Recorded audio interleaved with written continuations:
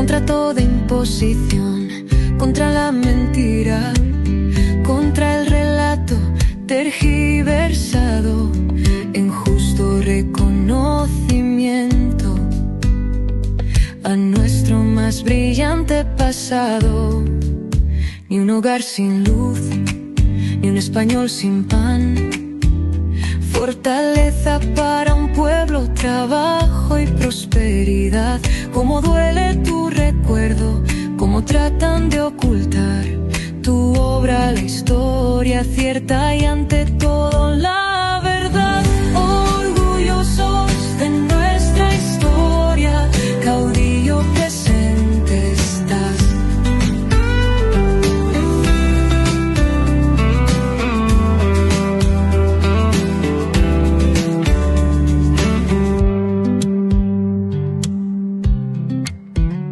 Orgullosos de nuestra historia, caudillo presente estás.